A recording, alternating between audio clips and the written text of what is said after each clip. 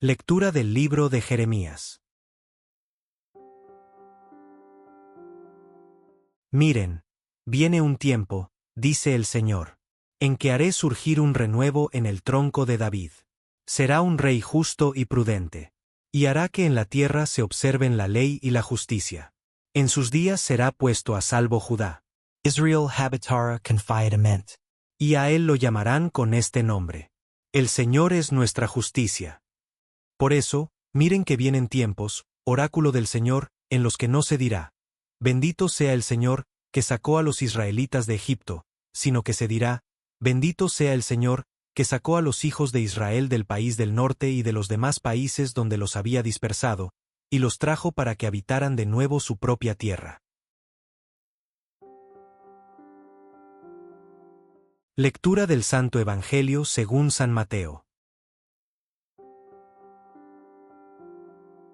Cristo vino al mundo de la siguiente manera: estando María, su madre, desposada con José, y antes de que vivieran juntos, sucedió que ella, por obra del Espíritu Santo, estaba esperando un hijo. José, su esposo, que era hombre justo, no queriendo ponerla en evidencia, pensó dejarla en secreto.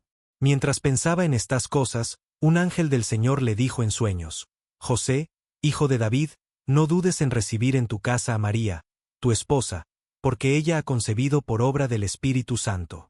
Dará a luz un hijo y tú le pondrás el nombre de Jesús, porque él salvará a su pueblo de sus pecados.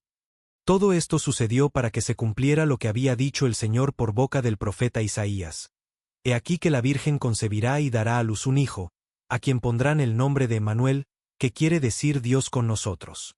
Cuando José despertó de aquel sueño, hizo lo que le había mandado el ángel del Señor y recibió a su esposa.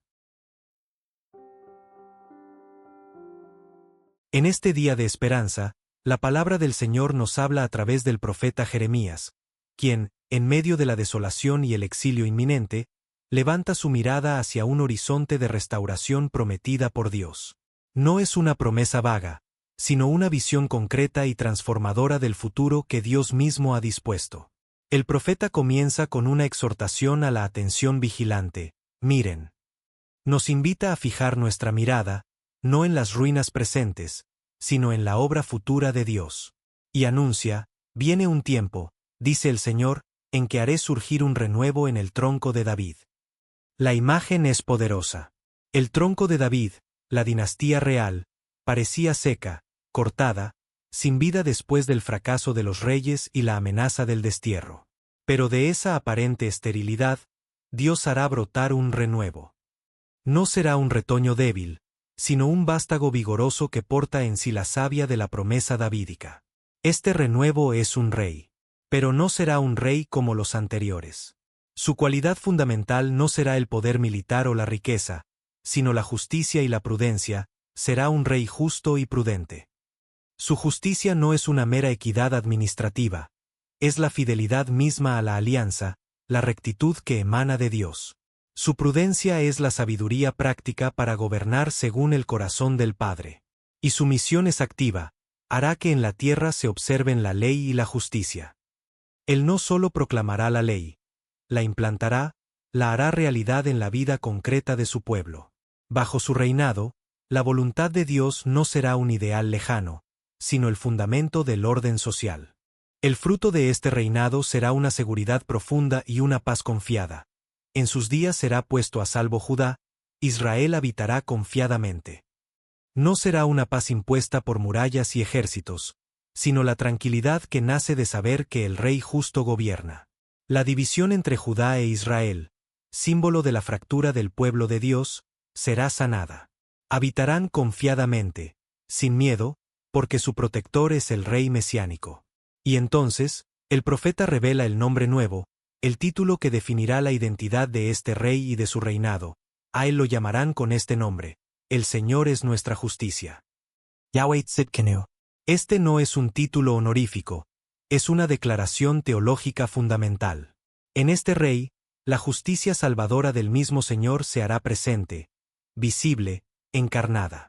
Él no solo administrará justicia, Él será la justicia de Dios para su pueblo.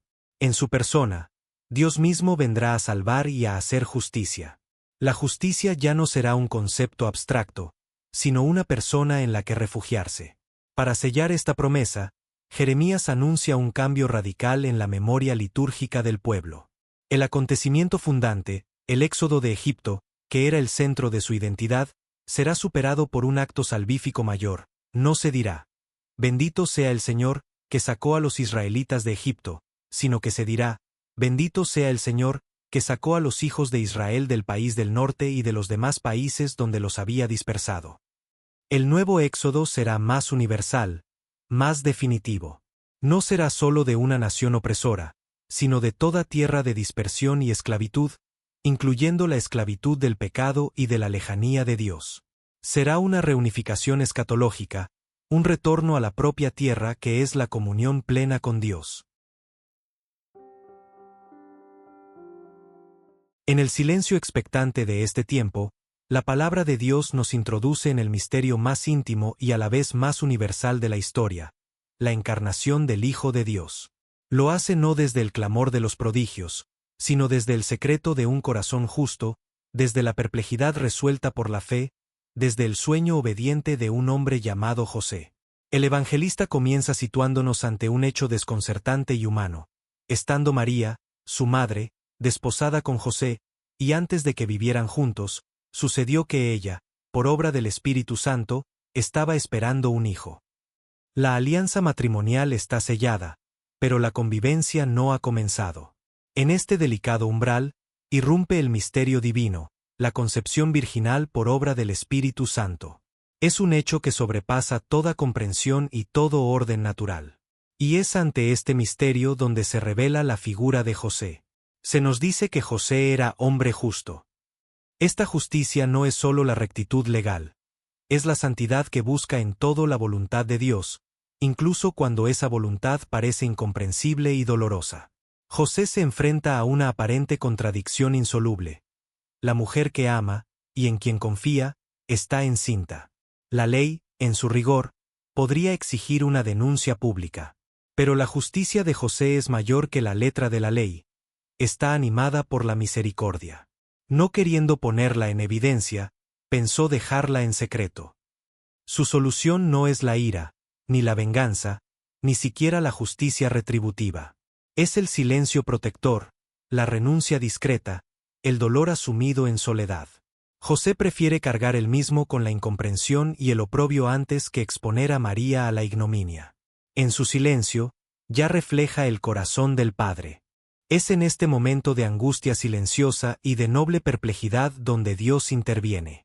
Un ángel del Señor le dijo en sueños.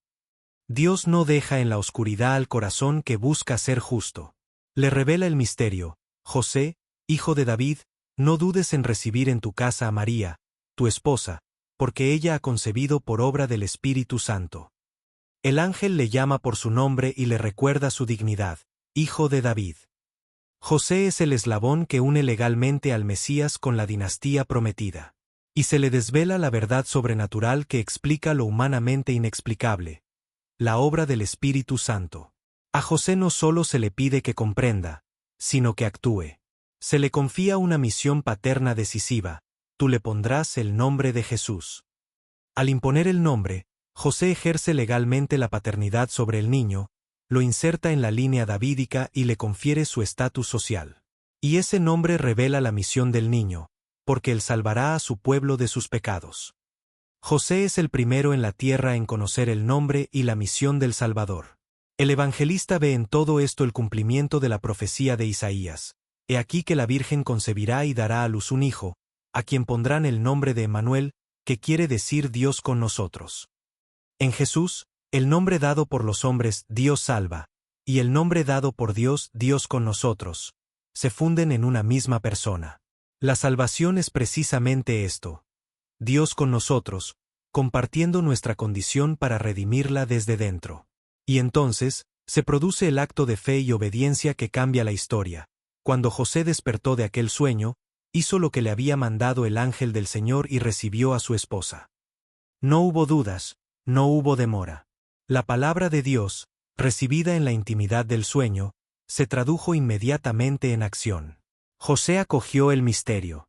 Acogió a María. Y al hacerlo, acogió en su casa, en su linaje, en su protección, al Dios con nosotros. Hermanos, en la figura de José contemplamos el modelo del creyente justo. El que, ante el misterio que desborda su entendimiento, no se rebela ni huye, sino que guarda silencio y busca hacer la voluntad de Dios, aunque le duela. El que se deja instruir por Dios en la oración y en los sueños de su providencia cotidiana. El que, una vez comprendida su misión, la cumple con prontitud y fidelidad, sin buscar protagonismo, asumiendo su papel de custodio silencioso del misterio de la salvación. Que San José nos enseña a acoger a Jesús en nuestra vida, a custodiar su presencia con corazón justo y obediente, y a confiar en que Dios ilumina y guía a los que, como Él, buscan hacer su voluntad en la sencillez y el silencio de la fe.